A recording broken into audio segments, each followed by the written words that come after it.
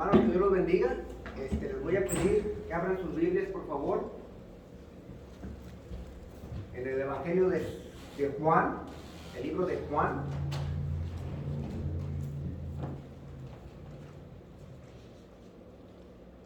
Capítulo 1, Juan 1, ahí nomás abriendo el libro, Juan 1. Y voy a leer los primeros 3 versículos, del 1 al 3. Juan 1, del 1 al 3. Así dice la palabra del Señor. En el principio era el Verbo, y el Verbo era con Dios, y el Verbo era Dios. Este era en el principio con Dios. Todas las cosas por Él fueron hechas, y sin Él nada de lo que ha sido hecho fue hecho. Amén. Pueden tomar sus lugares, mis hermanos.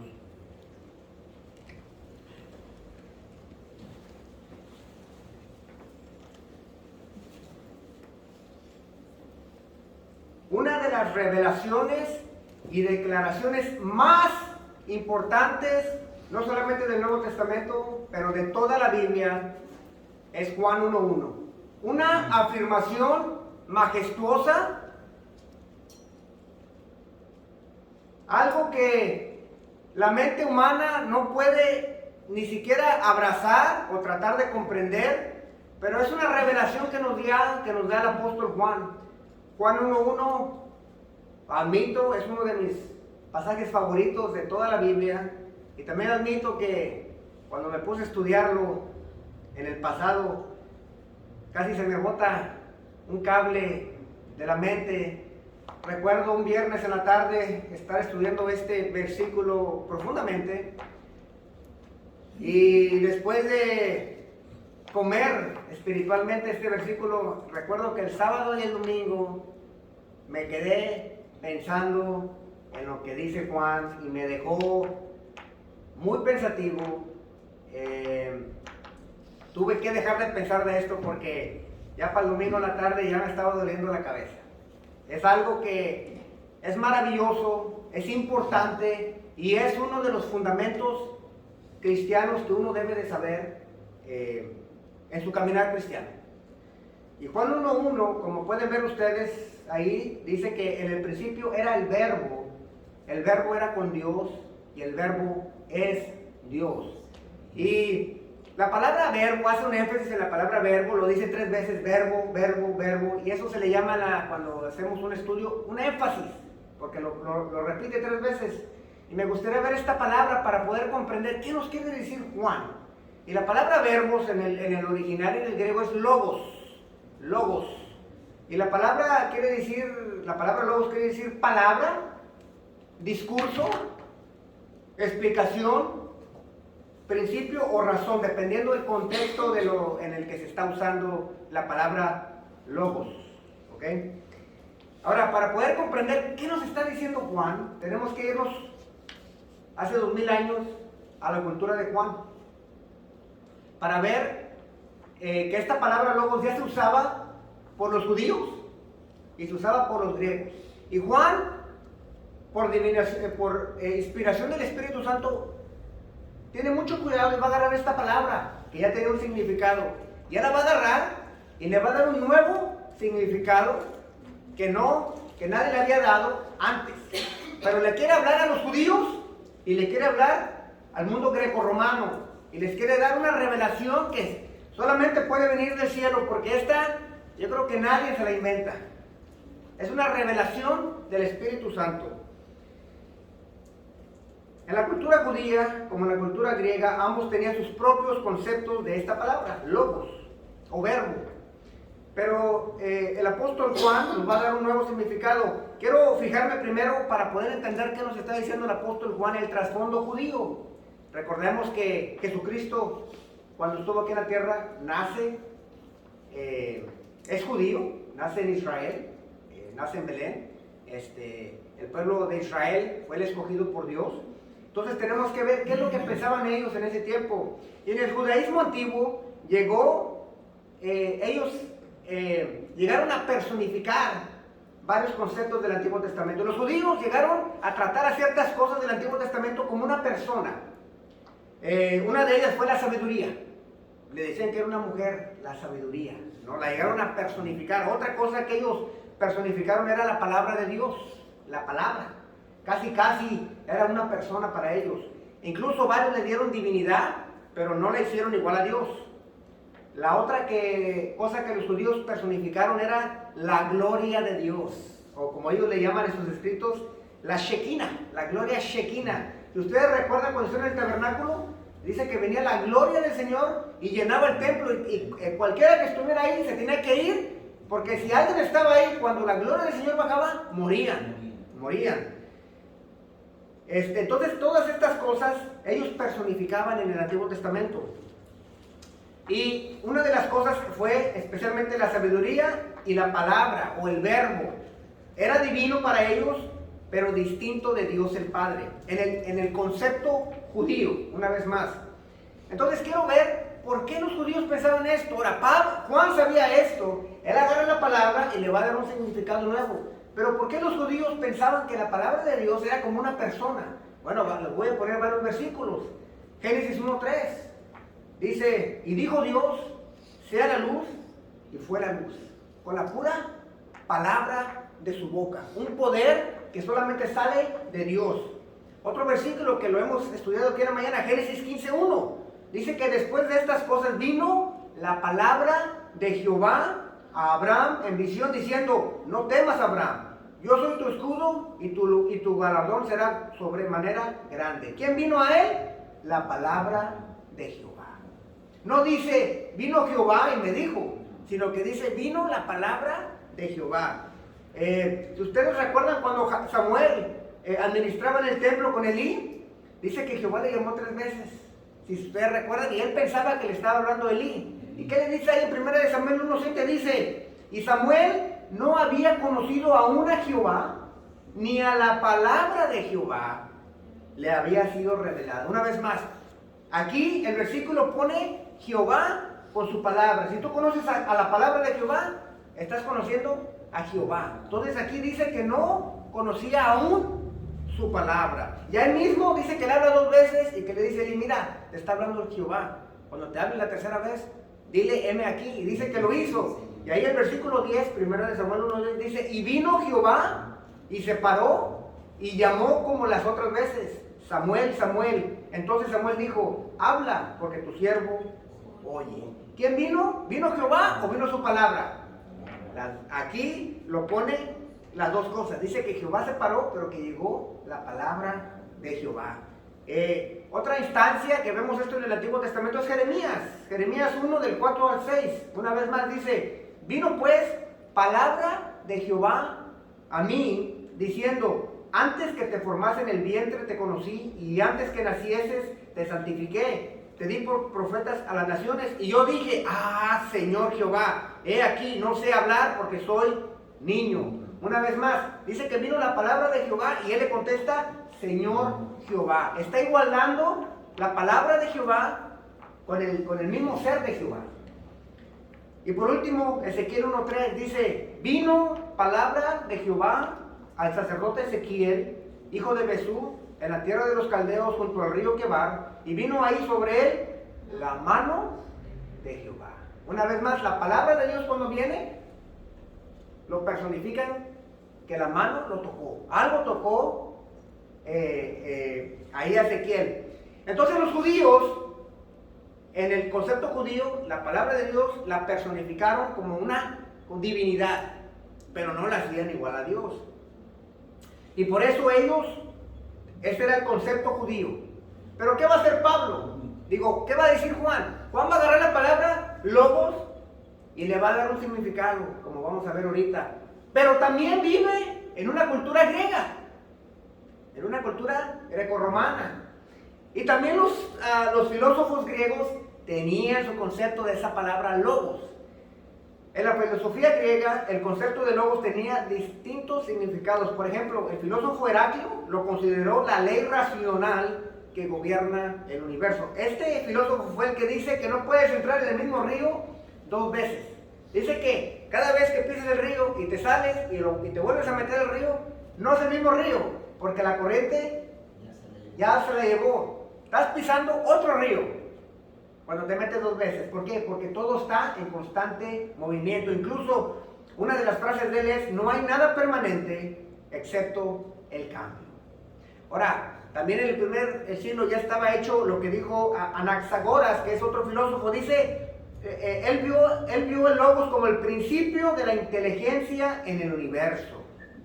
Él lo llamó de esa manera. Y los estoicos, para ellos el logos era el principio de toda la racionalidad en el universo.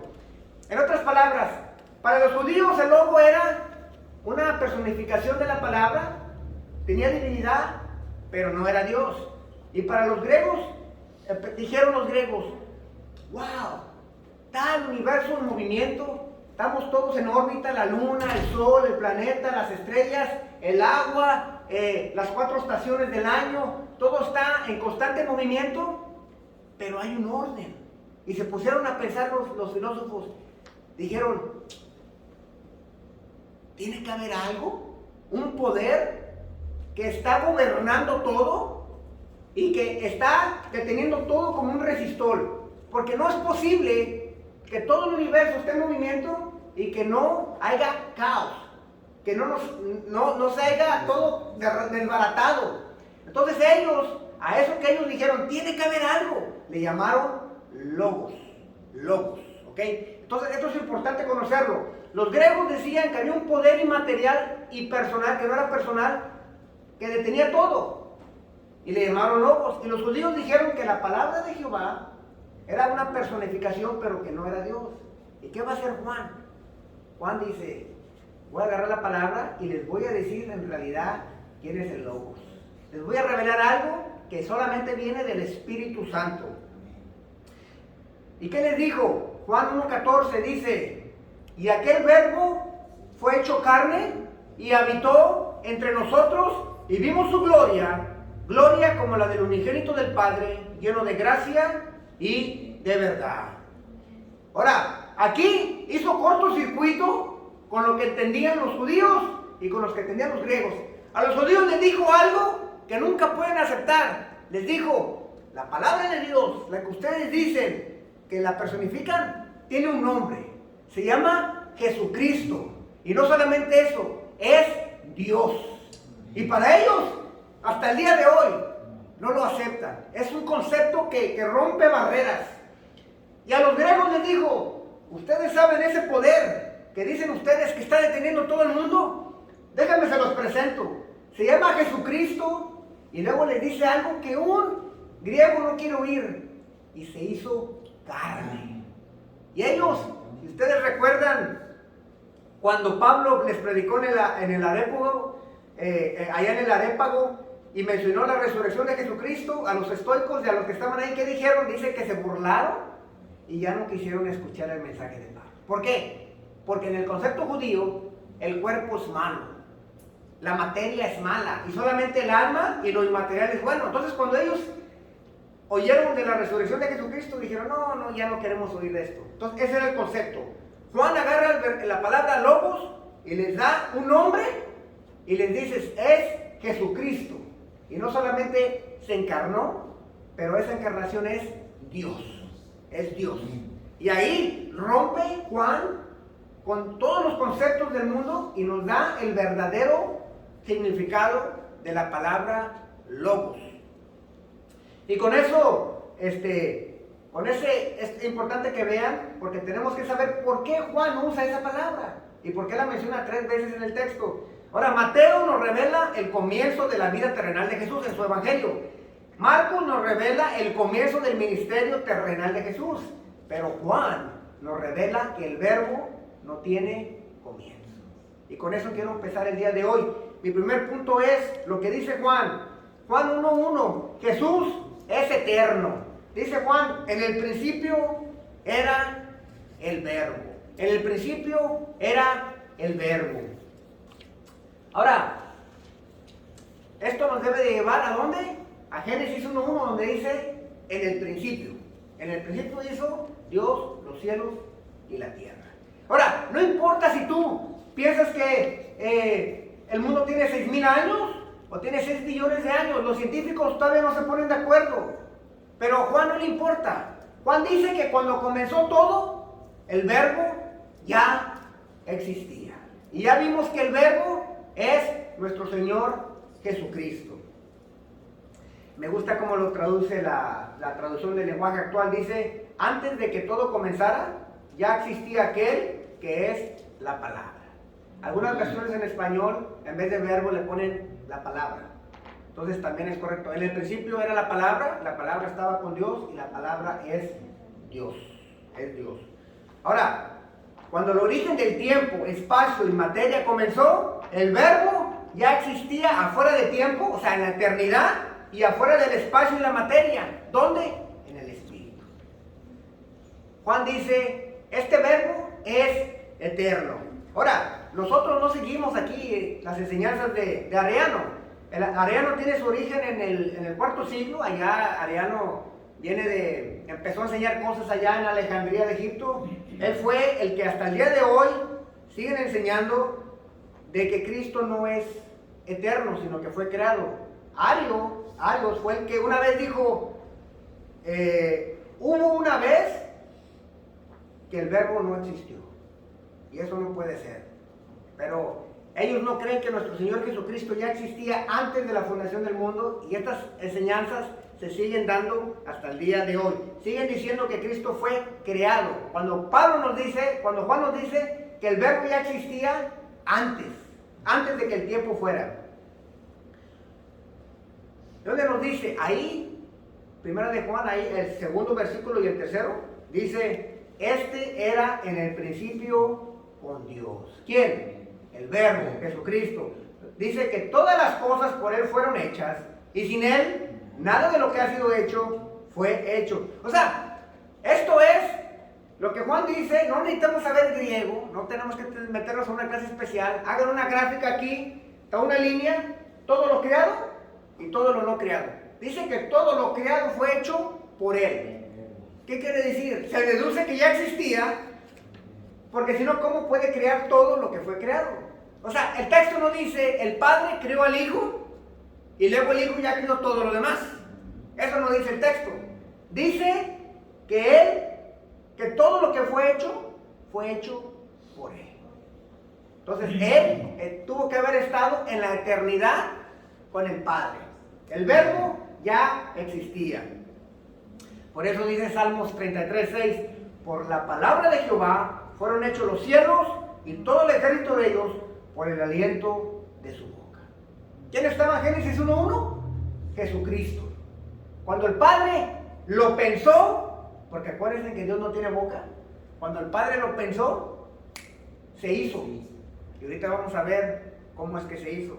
Colosenses 1:16 dice, porque en Él, ¿en quién? En Jesús, fueron creadas todas las cosas, las que hay en los cielos y las que hay en la tierra, visibles e invisibles, sean tronos, sean dominios, sean principados, sean potestades, todo fue creado por medio de Él y para Él. Amén. Y ese Él se está refiriendo a nuestro Señor Jesucristo. Ahora, muchos se preguntan, bueno, ¿y qué, hermano? ¿A mí qué me tiene que ver eso? Que Cristo sea eterno, no. ¿Por qué nos anda confundiendo con esto? Tiene todo que ver, todo que ver. ¿Por qué nos importa que Jesucristo no sea creado y que ya existiera antes de que el mundo fuese? Bueno, una de las doctrinas fundamentales en el cristianismo es vida eterna en Cristo Jesús. Amén. Lo predicamos, lo enseñamos. Amén. ¿Cómo es que un ser divino, pero creado, puede ofrecer vida eterna? No se puede. ¿Cómo podemos decir que tienes vida eterna en Cristo Jesús cuando Cristo Jesús no es eterno? No es lógico, no es bíblico.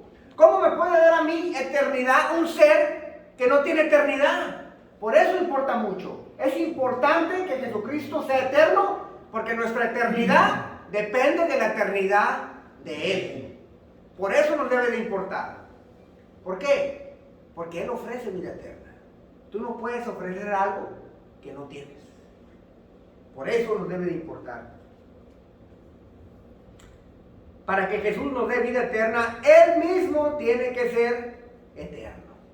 El Padre no le presta vida eterna en un vasito y luego la anda repartiendo. No, Él mismo es la eternidad. Él mismo es la eternidad. Dice Juan 1:4 que en Él estaba la vida. No dice que tiene vida. En Él está la vida. Muy distinto. Juan 11:25 dice, le dijo Jesús, ¿se acuerdan cuando le está hablando a la hermana de Lázaro? Yo soy la resurrección y la vida. El que cree en mí, aunque esté muerto, vivirá. Amén. ¿Cómo alguien puede dar vida eterna si no es eterno? Claro que no. El Señor te puede dar vida eterna porque Él ya existía antes de la fundación del mundo con el Padre. Amén. ¿Dónde? Eso sí es un misterio, porque no había materia, no había tiempo y no había espacio. Porque el Señor vive afuera del tiempo, afuera del espacio y afuera de la materia. Porque Dios es espíritu. ¿Dónde estaba?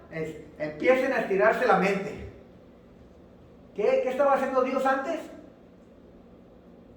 Solamente había una comunión entre el Padre, el Hijo y el Espíritu Santo.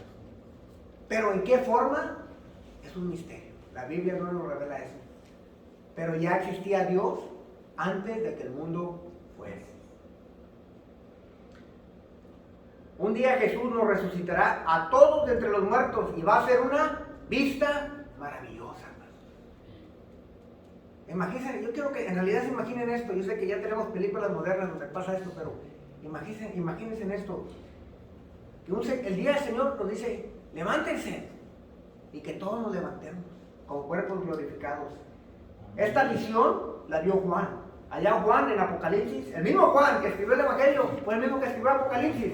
Vio la visión en el cielo y dice, después de esto miré y he aquí una gran multitud, la cual nadie podía contar, de todas naciones, tribus, pueblos y lenguas, que estaban delante del trono y en la presencia del Cordero, vestidos de ropas blancas y con palmas en las manos, y clamaban a gran voz diciendo, la salvación pertenece a nuestro Dios que está sentado en el trono y al Cordero, que es otra palabra para referirse a nuestro Señor Jesucristo. Amén.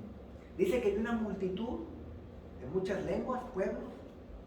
Yo me pregunto que si Juan me vio o nos vio a nosotros en esa multitud. Yo espero vernos en esa multitud un día.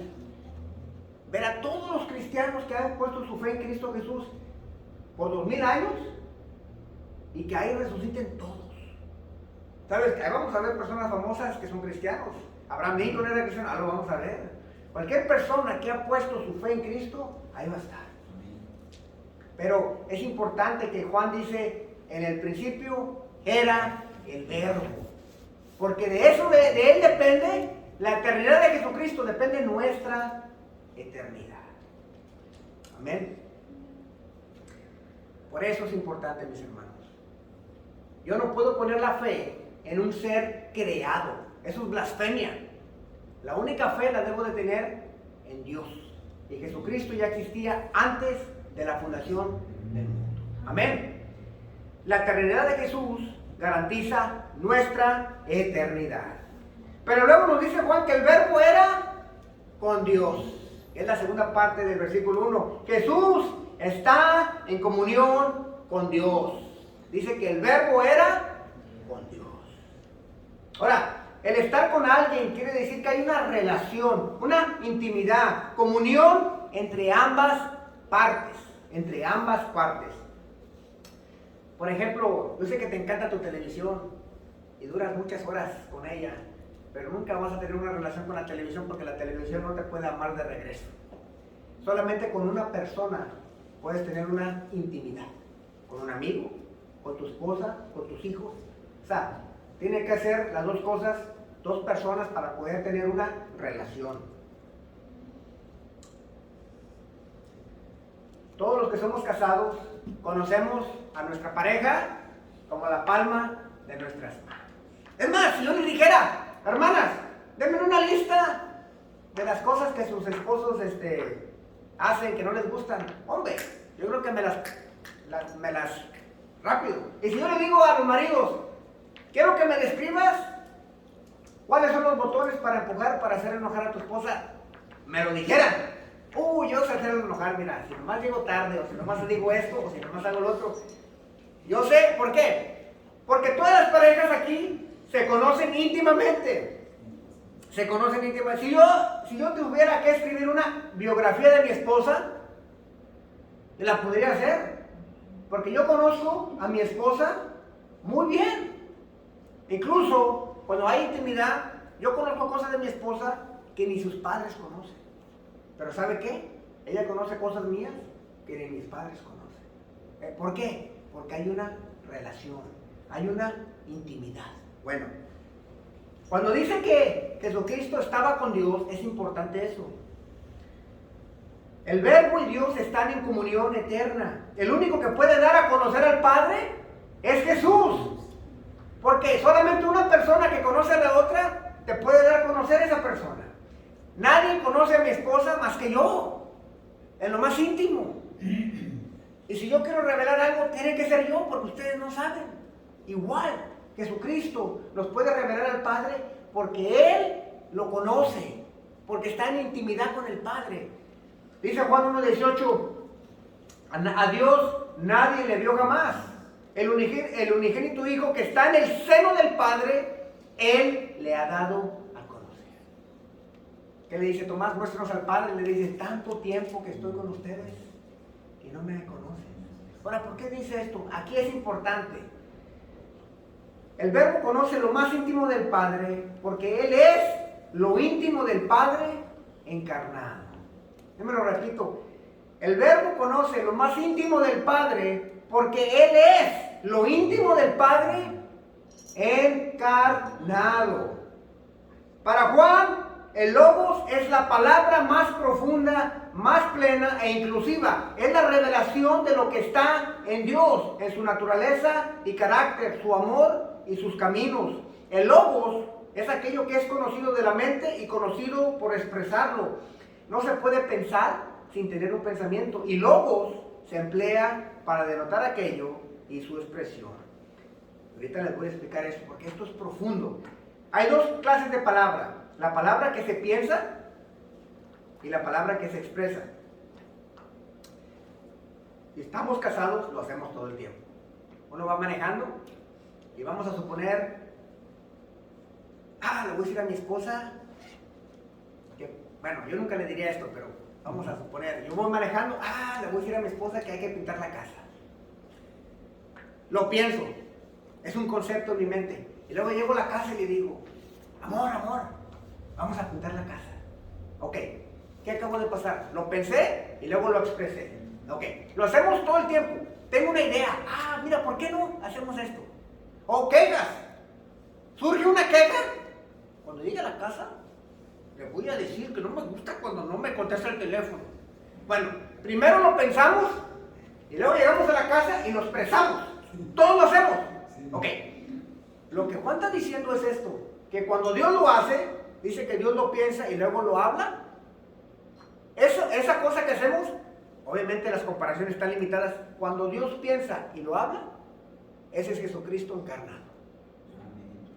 Cuando Dios piensa algo y luego lo hace, ese proceso es Cristo encarnado.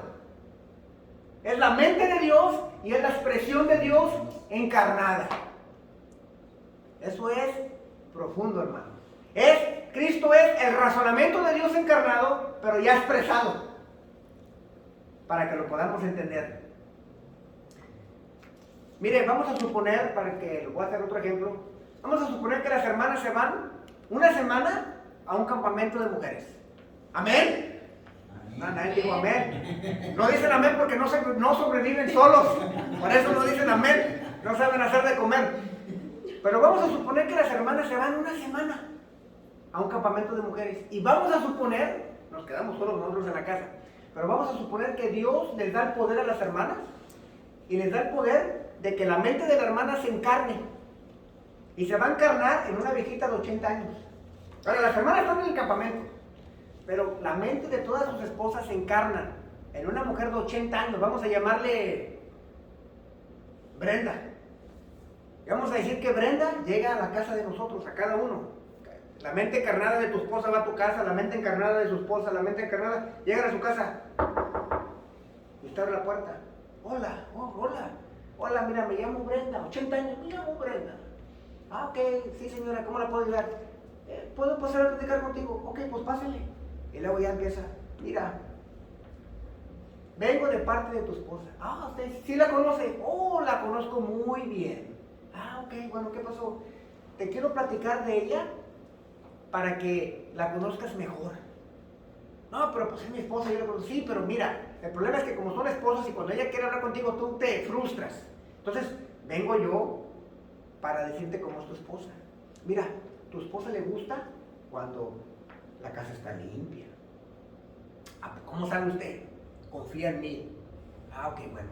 Mira, yo la conozco a tu esposa mejor que tú. ¿Segura? Sí, yo la conozco. ¿A tu esposa le gusta cuando en los aniversarios le llevas algo? ¿A tu esposa le gusta? No siempre, pero de perdido una vez al mes te la saques a comer. ¿A tu esposa le gusta cuando le das masajes en los pies? Y mira, y le disgusta cuando no le contestas el teléfono. Y le disgusta cuando no te acabas toda la comida. Y te empieza a decir cosas, la mente encarnada de tu esposa, de cómo es tu esposa. Después se va. Ahora, te va a visitar todos los días, porque tu esposa no está. Después se va antes de que llegue tu esposa. Y tú empiezas a tratar a tu esposa como dijo la mente de ella encarnada. Y tu esposa dice, oye, me lo cambiaron. ¿Qué hiciste? ¿Por qué me estás tratando bien? ¿Hiciste algo mal? No hice nada mal. Simplemente que ya te conozco mejor. Amén. ¿Por qué lo puede hacer? Porque la misma mente de la persona se encarna y te dice cómo es ella. Bueno, Jesucristo es la mente del Padre encarnada. Por eso dice que cuando tú ves a Cristo, estás viendo al Padre. O sea, Jesucristo no te va a decir algo que el Padre no sea. Jesucristo, muchos dicen que es el eco de Dios encarnado. Amén. Y Cristo sale del seno del Padre y lo que Cristo dice son los pensamientos encarnados del Padre. Y cuando Cristo dice que Él te perdona tus pecados, es lo que el Padre desea. Y cuando Cristo dice que ama a cualquier pecador que se arrepiente, es lo que el Padre está pensando. Amén. Amén. Ese es Jesucristo, el Verbo hecho carne. Amén. Ahora, ¿por qué es posible esto? Bueno, es importante porque nuestra comunión con Dios es posible porque Jesús tiene comunión con Dios. Jesús está con Dios. ¿Por qué nos debe de importar que Jesús es eterno? Porque mi eternidad depende de su eternidad. ¿Y por qué me debe de importar que Jesús tiene comunión con Dios? Porque cuando Jesucristo me acepta, tengo comunión con el Padre. Pero ¿cómo voy a tener comunión con alguien que no está con el Padre? Por eso es importante saber que Jesucristo y el Padre están en constante comunión. Amén. Mi comunión con Dios depende de la comunión de Jesús con su Padre. Amén. Pero luego Juan nos dice otra cosa. Jesús es eterno, Jesús está en comunión con Dios y Jesús es Dios. O sea, no solamente está con Dios, pero es Dios. El Verbo era Dios. Juan nos revela que Jesús tiene los mismos atributos de Dios porque es igual a Dios. Ahora, quiero que vean el versículo. Dice que el Verbo ya existía, está con Dios. Estar con alguien quiere decir que hay dos personas, pero dice que es Dios. ¿Qué está pasando aquí? ¿Te está contradiciendo Pablo? Digo, Juan, ¿o qué? ¿Cómo puede estar con alguien y ser ese mismo? Ok. Y aquí es donde viene lo importante. Juan hace la distinción entre personas. Porque no puede estar con alguien tú solo. Ángel no puede estar con Ángel. Bueno, me hablo yo solo, pero no puedo estar conmigo mismo. ¿Sí me explico? Entonces Juan está haciendo una distinción entre personas, entre el Verbo y Dios, o entre Jesucristo y el Padre. Pero ojo, pero dice que también es Dios. Y aquí es donde vienen las diferentes interpretaciones. Y por eso en esta iglesia creemos lo que creemos. Hay un grupo de personas que dice que Dios es solamente una persona y que en el Antiguo Testamento era el Padre y luego en el Nuevo Testamento se cambió la máscara a Jesús y luego cuando Jesús ascendió y mandó al Espíritu se cambió la máscara al Espíritu Santo. O sea, es una persona que se pone 3 máscaras. Eso es equivocado, eso no creemos aquí. ¿Por qué? Porque Juan hace la distinción entre personas. Si me pongo 3 máscaras, pero soy la misma persona, ¿cómo puede estar con otra persona? El versículo ya no cuadra. En el principio era el verbo, pero el verbo estaba con Dios. Necesito mínimo 2 personas. Juan hace esa distinción. Hay personas que no hacen esa distinción. Entonces no se puede. Hay otro grupo de personas que dice que Dios es solamente el Padre y que el Hijo no es Dios. Ellos hacen la distinción de personas entre el Padre y el Hijo. El problema es que ya no cuadra la tercera parte del versículo, que dice que el verbo es Dios. Los que dicen que Jesucristo es creado cumplen con la segunda parte del versículo porque hacen la distinción, pero ya no cumplen con la última parte del versículo. Amén. Por eso lo que Juan está revelando es importante, mis hermanos. Juan está revelando que en el ser de Dios hay una pluralidad. Hay una pluralidad en la deidad. ¿A qué se refiere? Que en Dios, en el ser de Dios, mínimo, en este versículo, hay 2 personas. El Padre y el Hijo. Sabemos, el día de hoy no lo voy a dar, pero sabemos que el Espíritu Santo es la tercera persona. Pero sabemos que aquí, en Juan 1:1, hay 2. Pero no estamos adorando a 2 dioses. Es un solo Dios en 2 personas. Por eso no hay 2 seres. El Hijo y el Padre comparten el mismo ser. Amén. Pero hay distinción de personas dentro del ser de Dios. Y dice que antes de que el mundo fuese, ya había una relación entre ellos. Y dice que antes de que el mundo fuese, ya existía el verbo y había una comunión con el Padre. Por eso el Padre y el Hijo nos pueden amar, porque ya había amor entre ellos. Una persona que esté sola no puede amar, necesita otra persona. Por eso el Padre y el Hijo y el Espíritu Santo, antes de que el mundo fuese, ya se amaban. Ya había comunión. Y de esa comunión que sale, fluye el amor para venir a morir por pecadores como tú y como yo. Amén. De ahí depende todo.